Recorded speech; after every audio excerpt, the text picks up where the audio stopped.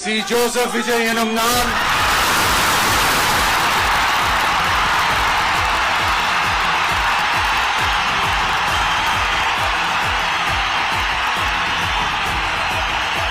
சட்டப்படி அமைக்கப்பெற்ற இந்திய அரசியல் அமைப்பின்பால்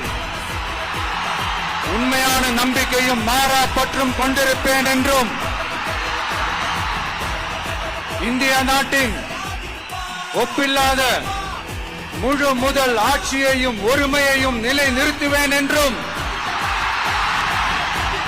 தமிழ்நாட்டு அரசின் முதலமைச்சராக